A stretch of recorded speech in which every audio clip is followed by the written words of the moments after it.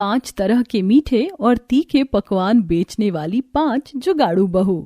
जल्दी से बाल्टी भर जाए तो मैं बर्तन धो लूं। हे भगवान, मेरी बाल्टी तोड़ दी। राजू, पिंकी, रिंकी, ये क्या हरकत है तुम लोगों की?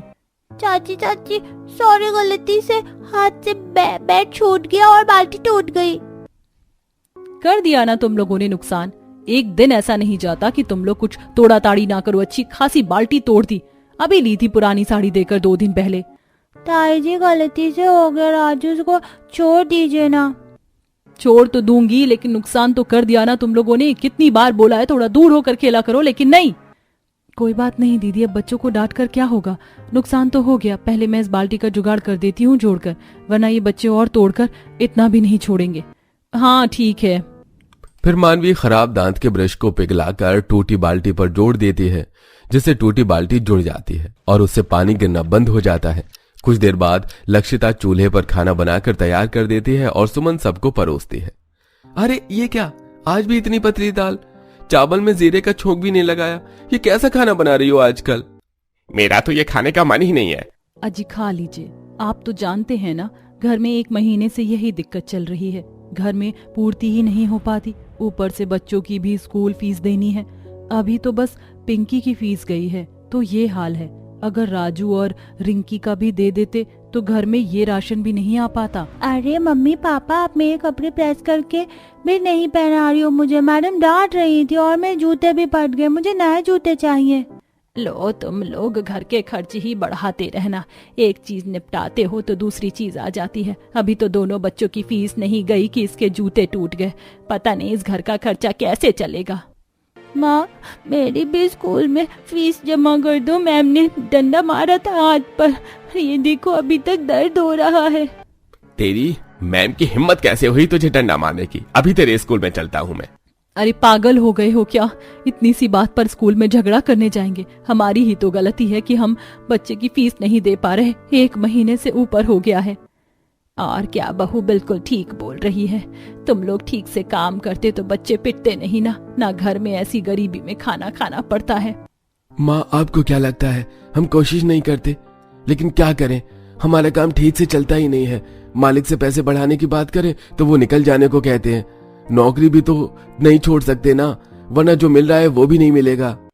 माफ कर दीजिए, मुझे खाने के बारे में इस तरीके से बोलना ही नहीं चाहिए था। सब जैसे तैसे खाना खा लेते हैं। अगले दिन तीनों बच्चे स्कूल जाते हैं तो उनके मैडम फीस के बारे में पूछती हैं और हाथ पर डंडे मारकर क्लास से बाहर खड़ा कर देती हैं। मैम, दर्द हो रहा है, बैठने दीजिए। हाँ मैडम, हम कल पापा से बोल देंगे कि वो स्कूल में हम दोनों की फीस भर दे। ये तो मैं कब से सुन रही हूँ, लेकिन तुम गरीब लोगों के माँ बाप बच्चों को प्राइवेट स्कूल में पढ़ने के लिए तो भेज देते हैं, लेकिन फीस देने में मौत आती है। और अपनी हालत देखो, कैसे कपड़े पहन के आते हो, जूते भी टूटे हुए। तुम तीनों भाई बहन इसी सजा के लायक हो। जब तक स्कूल में फीस जमा नहीं कर दोगे, ढंग से स्कूल की ड्रेस में नहीं आओगे, ऐसे ही पनिशमेंट मिलेगी, वरना स्कूल से नाम कट जाएगा। ये कहकर सुधा चली जाती है। तीनों बच्चे हाथ ऊपर करके रो रहे होते हैं और घर जाकर सब कुछ बताते हैं, जिससे घर में सभी दुखी होते हैं। देख लो बच्चों के साथ स्कूल में क्या हो रहा है। काश मैं इन बच्चों के लिए कुछ कर पाती। बहुओं, तुम इतना जुगाड़ करती हो, कोई जुगाड़ याद नहीं आ रहा? माँ जी, आपकी बातों से मैं सोच रही हूँ जुगाड़ करके खाने पीने का कोई काम शुरू कर दें, जिससे 2 पैसे आएंगे तो घर की स्थिति भी सुधर जाएगी और बच्चों की फीस चली जाएगी, उनके जूते आ जाएंगे। अरे हाँ, क्यों ना हम कोई खाने पीने का सामान बनाकर बेचना शुरू कर दें। जैसे कि किसी स्कूल या फैक्ट्री के पास मुझे मोमोज बनाने आते हैं, जुगाड़ से बनाकर बेच सकते हैं। गाजर तो हमारे आंगन में है ही, बस पत्ता गोभी प्याज लहसुन चाहिए। क्यों ना हम 5 बहू जुगाड़ करके 3 तीखी और 2 मीठी चीज बनाकर बेचना शुरू कर दें। मैं गाजर का हलवा बना दूंगी और दूध का जुगाड़ साथ वाली पड़ोसन से कर लूंगी, और ये गुड़ या खांड से हलवा बनेगा, जो हमको सस्ता भी पड़ेगा और पौष्टिक भी होगा। और मैं चाउमीन बनाऊंगी, लेकिन आटे से, और हमारे मोमोज भी आटे के होंगे, ताकि बाकियों की तरह मैदे के ना हो और किसी को नुकसान ना करें। अरे हाँ, हमारा राशन आता है ना, गेहूं के आटे से हम चाउमीन, मोमोज और आटे के गोलगप्पे बनाकर बेचेंगे। और मैं मीठे में जलेबी बनाकर बेचूंगी। बस किसी तरह सामान और पैसों का जुगाड़ करना है।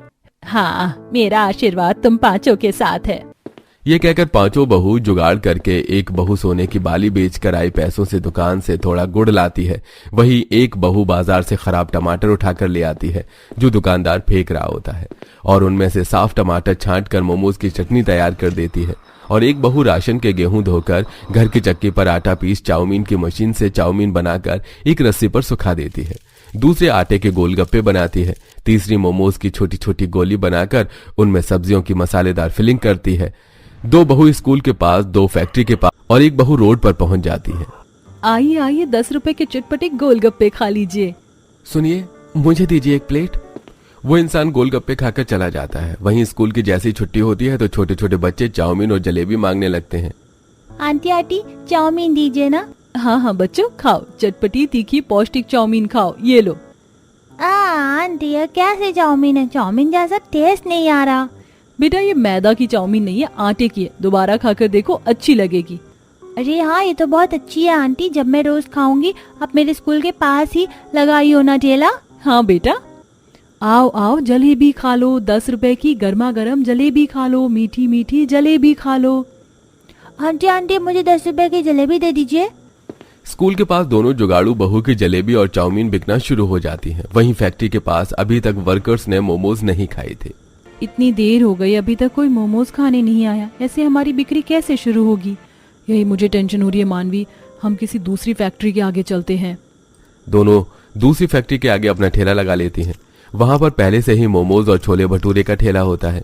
ये देखकर मोमोज वाला चिढ़ जाता है क्योंकि फैक्ट्री के कुछ लोग सस्ते मोमोज और गाजर का हलवा खाने पहुंच जाते हैं। अरे इतना तीखा खाने के बाद गर्मा गर्म मीठा मीठा गाजर का हलवा खाकर मजा आ गया, और वो भी 10 रुपए का। जरा सा ही सही पर अच्छा है। अरे इन लोगों की हिम्मत कैसे हुई कि मेरी मोमोज की दुकान के आगे इन्होंने अपनी मोमोज की दुकान लगा ली, और वो भी सस्ता बेच रही हैं। अब मैं भी सस्ता बेचूंगा, लेकिन नया माल नहीं, पुराने मोमोज। धीरेन्द्र 6 महीने से उस जगह पर मोमोज बेच रहा था, लेकिन कुछ दिनों बाद मानवी के आटे के मोमोज उसके मैदा के मोमोज से ज्यादा बिकने लगते हैं, जिससे चिढ़कर उन्हें वो ठेला हटाने के लिए भी धमकी देता है। लेकिन दोनों जुगाड़ू बहू वहां से नहीं जाती। दूसरा, वो बासी मोमोज भी बेचा करता था, जिससे एक बार तो एक लड़की को वहीं उल्टी हो गई। तभी मानवी, सुनो लड़की, तुम ठीक तो हो ना? ये लो पानी पी लो। शुक्रिया आंटी जी।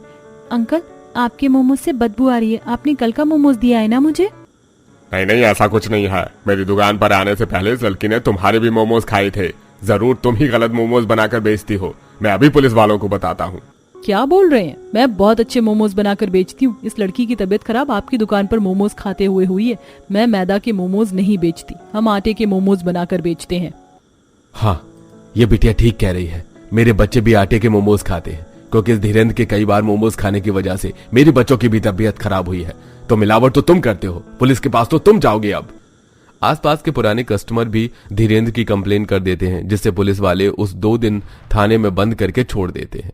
ऐसे ही पांचों जुगाड़ू बहू का तीखा और मीठा खाना बेचने का काम धीरे धीरे बेहतर हो जाता है, जिससे वो अपने बच्चों को नई जूते कपड़े दिला देती है और घर का राशन भी पति के पैसों से भर जाता है। करीब 6 महीने बाद उनकी इतनी तरक्की होती है कि पांचों बहू एक एक दुकान लगाकर तीखा मीठा पकवान बेचने का बिजनेस करती है, जिससे वो धीरे धीरे अपने घर को भी बना लेती हैं। मुझे तो यकीन ही नहीं हो रहा, ये हमारा वही घर है जहाँ हमें मच्छर काटते थे, ठीक से सब सो नहीं पाते थे और चैन से रोटी भी नहीं खा पाते थे। लेकिन अब भगवान की दया से, मेरी जुगाड़ बहुओं की मेहनत से हमारे पास सब कुछ है। हाँ माँ, ये तो है। माँ, हमें भी आज चाउमीन, मोमोज, जलेबी, गाजर का हलवा, गोलगप्पे खाने हैं। खिलाओगे ना? हाँ हाँ बिल्कुल, आज बहुत दिनों बाद टाइम निकाला है अपने घर के लिए। इस तरह सब हंसी खुशी अपने नए घर में मीठे और तीखे पकवान का मजा लेते। माँ जी, आज तो मैंने बिल्कुल वैसे ही सब्जी, चटनी और रोटियां बनाई हैं जैसा आपने कहा था। मैंने तो गोल रोटी और सिलबट्टे की चटनी बोली थी, पर ये तो मिक्सी की चटनी और रोटी, और वो भी टेढ़ी मेढ़ी है। खैर, लव मैरिज वाली बहू आई हमारे घर में तो ऐसा ही खाना खाने को मिलेगा। अगर यही मेरी पसंद की बहू आती ना इस घर में, तो आज खाना भी बढ़िया मिलता, हमें और इज्जत भी मिलती। आजकल की लव मैरिज वाली लड़कियों को खाना बनाना ही नहीं आता, इसलिए तो लड़कों को अपने प्यार में फंसा लेती हैं। माँ छोड़ो ना, भाभी को अब बोलने से कोई फायदा नहीं, क्योंकि भैया को जिससे शादी करनी थी उन्होंने उससे शादी कर ली, और भैया को इन्हें इस घर की बहू बनाना था, जो उन्होंने बना दिया। तू चुप कर, हर समय आग में घी डालने का काम मत किया कर। पवन और सिवनर की लव मैरिज हुई थी, जिस वजह से शांति को अपनी बहू पसंद नहीं थी और वो हर छोटी बड़ी बात पर अपनी बहू को ताने देती है और उसकी नंद इस बात का पूरा फायदा उठाती है।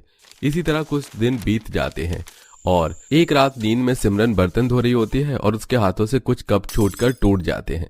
कप टूटने की आवाज सुनकर शांति भागती हुई रसोई में आती है और टूटा कप देखकर अपनी बहू पर भड़कने लगती है। सत्यानाश हो तेरा, खुद तो दहेज में 1 रुपए नहीं लेकर आई और मेरे घर का नुकसान कर रही है। यही फर्क होता है लव मैरिज और अरेंज मैरिज में। अगर मेरी बहू मेरी पसंद की आई होती तो दहेज लेकर आई होती और अपने सामान को संजोग के रखती, पर तू तो खुद साथ में कुछ लेकर नहीं आई, इसलिए कसम खा ली है कि सास के हर सामान को तोड़ के रख देगी। ऐसा नहीं है माँ जी, वो तो बस हाथ में से। हाँ, अब तो ऐसा ही बोलेगी ना। बस बहाने मरवा लो तुझसे, काम तो कुछ होता नहीं, बस नुकसान करना जानती है। एक बार फिर शांति सिमरन को डांट कर वहां से चली जाती है। अब इसी तरह कुछ दिन और बीत जाते हैं और एक रात सिमरन यार बहुत खांसी हो रही है, जाकर जरा रसोई से थोड़ा गर्म पानी ला दो। खांसी की वजह से नींद नहीं आ रही है। एक तुम्हारी माँ है जो मुझे जीने नहीं देती और एक तुम हो जो रात के 1 बजे मुझे उठाकर गर्म पानी करके लाने को कह रहे हो। प्लीज ला दो, इसके बाद तो मैं बिल्कुल परेशान नहीं करूंगा।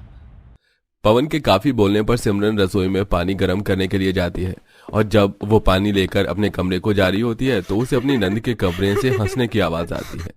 ये तो ननन जी के हंसने की आवाज है। रात के 1 बजे है और ननन जी अब तक किसी से बात कर रही है, वो भी इतना हंस के। वैसे तो उन्हें रात के 10 बजे ही नींद आ जाती है, पर आज देखो नींद भी उड़ी हुई है। हो ना हो कुछ तो चक्कर है। अपनी नंद के कमरे से हंसने की आवाज सुनकर सिमरन कान लगाकर दरवाजे के पास खड़ी हो जाती है और कुछ देर बाद आवाज आनी बंद हो जाती है। अब इसी तरह कुछ दिन बीत जाते हैं और एक दिन जब सिमरन अपनी नंद का कमरा साफ कर रही होती है तो उसे फूलों का गुलदस्ता और छोटा सा टेडी बियर मिलता है। निकिता, अभी तो वैलेंटाइन वीक चल रही है, तुम्हारे भी कोई बॉयफ्रेंड है क्या? आखिर तुम्हारे पास ये टेडी बियर और रोज बुके कहाँ से आया? भाभी आप कितनी शकी हो, आप मुझे क्या अपनी तरह समझती हो? मेरा कोई बॉयफ्रेंड नहीं है। और रही वैलेंटाइन वीक की बात, तो क्या दोस्त नहीं मना सकते वैलेंटाइन वीक? ये गिफ्ट मेरी फ्रेंड ने दिया है, क्योंकि हमारा बॉयफ्रेंड नहीं है तो हम दोनों ही एक दूसरे को बॉयफ्रेंड समझकर वैलेंटाइन मना लेते हैं। ठीक है, अगर तुम कहती हो तो मान लेती हूँ, पर मेरी भी बात याद रखना, माँ जी ये सब बर्दाश्त नहीं करेंगी। मैं गलत नहीं हूँ, इसलिए आप शक करना बंद करो। बहाने करके निकिता वहां से चली जाती है और सिमरन को अपनी नंद पर शक होने लगता है। समय यूं ही बीतता है और एक दिन निकिता किसी से फोन पर बातें करते हुए आ रही होती है और जैसे ही सिमरन के सामने आता देखती है तो जल्दी से फोन रख देती है। क्या हुआ निकिता, मुझे देखकर तुमने फोन क्यों काट दिया? भाभी आपको देखकर मैंने फोन नहीं रखा, बल्कि मेरी बात खत्म हो गई थी। माँ, मैं बहुत थक गई हूँ, मैं कमरे में आराम करने जा रही हूँ। पर तुम्हें तो आते ही चाय चाहिए होती है, आज चाय नहीं लोगी? बहू, मेरी बेटी तेरी तरह नहीं है, उस पर से नजर हटा और घर के कामों पर ध्यान दे। काम धाम कुछ आता नहीं और बड़ी आई मेरी बेटी पर नजर रखने वाली। एक बार फिर शांति अपनी बहू को तंज कसती है और निकिता फिर से झूठ बोलकर वहां से चली जाती है। समय यूं ही बीतता है और एक दिन पूरा परिवार घर की शांति के लिए मंदिर में पूजा करने जाते हैं। जहां पूरा परिवार पूजा में बैठा होता है तो वहीं निकिता फोन लेकर मंदिर की सीढ़ियों पर चली जाती है और किसी लड़के को वीडियो कॉल करती है। हाँ यार, मैं बोर तो हो गई हूँ। इस मंदिर में पूजा तो शुरू हो गई है, पर मेरा वहाँ कोई काम नहीं था और न ही मुझ पर किसी का ध्यान था, इसलिए मैं यहाँ आ गई और तुम्हें वीडियो कॉल कर लिया। निकिता, तुम ये वीडियो कॉल पर किसी लड़के से बात कर रही हो? किसी से नहीं भाभी, और वो लड़का नहीं, मेरी दोस्त है, बस लड़कों की तरह बनकर रहती है। आपको गलतफहमी हुई होगी, चलो पूजा में बैठते हैं। अरे बहू, तेरे माँ बाप ने इतना भी नहीं सिखाया क्या तुझे कि जब पूजा हो रही हो तो पूजा से उठते नहीं है? वो तो बेटी है, पूजा में ना भी बैठे तो चलेगा, पर तू तो बहू है। तू चाहती नहीं क्या कि घर में सुख शांति रहे? बेटा, इसीलिए मैंने तुझे मना करा था लव मैरिज करने के लिए। एक तो तूने हमारे पूरे खानदान में अकेले लव मैरिज करके मेरी नाक कटवा दी, ऊपर से तेरी ये बेबी है, कुछ सीखना समझना ही नहीं चाहती। पता नहीं ये चाहती क्या है। शांति की डांट सुनकर निकिता और सिमरन दोनों पूजा में जाकर बैठ जाते हैं और अब सिमरन को अपनी नंद पर पूरा शक हो जाता है कि वो उससे कुछ छुपा रही है। इसीलिए वो अपनी नंद को रंगे हाथ पकड़ने की कोशिश में लग जाती है। इसी तरह कुछ हफ्ते गुजर जाते हैं पर वो अपनी नंद को पकड़ नहीं पाती और एक दिन जब वो सब्जी लेकर घर आ रही होती है तो अपनी नंद को एक लड़के के साथ बाइक पर बैठे हुए देख लेती है। अपनी नंद को देख सिमरन जल्दी से उसके पास जाती है और बाइक की चाबी निकाल कर अपनी नंद से कहती है, आज मैंने तुम्हें इस लड़के के साथ रंगे हाथ पकड़ लिया है। अब तुम मुझे खुद सच बताती हो या मैं अभी माँ जी को यहाँ बुलाऊं? नहीं नहीं भाभी, माँ को मत बुलाना। अगर माँ यहाँ आ गई तो जैसे वो आपको ताने देती हैं वैसे ही मुझे भी ताने सुनाने लगेंगी। हमारे पूरे खानदान में भैया के अलावा और किसी ने लव मैरिज नहीं की। आप घर चलो, मैं आपको सारी बात बताती हूँ। निकिता अपनी भाभी को समझाकर उसके साथ घर आती है और अपनी भाभी को सारी बात बताती है और उससे सलाह भी मांगती है। भाभी, मैंने आपको सारा सच बता दिया है। अब आप बताओ मैं क्या करूं? माँ हमारे इस रिश्ते के लिए कभी नहीं मानेंगी। कैसे माँ को सच बताऊं? कैसे उन्हें मनाऊं? मुझे कुछ समझ नहीं आ रहा। तुम्हारे भैया लड़के थे, इसलिए माँ जी को मानना पड़ा और समाज की नजरों में अच्छा बनने के लिए उन्होंने मुझे अपना लिया। पर वो तुम्हें कभी नहीं माफ करेंगी और न ही तुम्हारे इस रिश्ते को अपनाएंगी। इसलिए तुम सब कुछ मुझ पर छोड़ दो और लड़के को बोलो कि अपनी फैमिली को लेकर घर आए। हम बिना माँ जी को सच बताए तुम्हारी शादी करवाएंगे। अब सिमरन अपने पति से बात करती है और सिमरन के कहने पर पवन अपनी माँ से निकिता की शादी की बात छेड़ देता है। माँ, मेरी नजरों में निकिता के लिए एक बहुत अच्छा रिश्ता है और अब उम्र हो चुकी है मेरी बहन की। अब उसके हाथ पीले कर दो। तुम बोलो तो मैं कल ही लड़के वाले को घर बुला लूं। लड़का बहुत अच्छा है और इतना अच्छा रिश्ता हाथ से नहीं जाना चाहिए। हाँ माँ, मेरी भी सारी दोस्त की शादी हो गई है। मुझे भी शादी से कोई एतराज नहीं है। अरे जब मेरी बेटी को शादी से कोई एतराज नहीं तो भला मैं क्यों इतना अच्छा रिश्ता ठुकराऊंगी? बेटा, तू कल ही लड़के वालों को बुला ले। इस तरह सिमरन का प्लान कामयाब हो जाता है और अगले ही दिन लड़के वाले आकर निकिता का हाथ मांग लेते हैं और बहुत जल्द निकिता की शादी हो जाती है। और शादी के बाद लड़के की बुआ से शांति को सच का पता चलता है। शांति बहन, आज के जमाने में लव मैरिज करना बहुत बड़ी बात होती है, पर जिस तरह निकिता बता रही थी आप वैसी बिल्कुल नहीं निकली। आपने तो एक बार में ही अपनी बेटी की लव मैरिज के लिए हाँ कर दी। Love marriage? पर ये तो आंटी जी, मेरे सास जितनी खड़ूस दिखती है उतनी है नहीं। माँ जी, अब मान भी जाइए क्योंकि अब आप कुछ नहीं कर सकती, क्योंकि जो होना था ना वो हो गया। सही कहा बहू तूने, पर अगर मुझे पहले पता होता तो ये शादी ना होती। शादी के बाद शांति को सच में पता चलता है कि ये अरेंज मैरिज नहीं बल्कि लव मैरिज है। पर अब शांति कुछ कर भी क्या सकती थी, क्योंकि अब चिड़िया चुग गई खेत।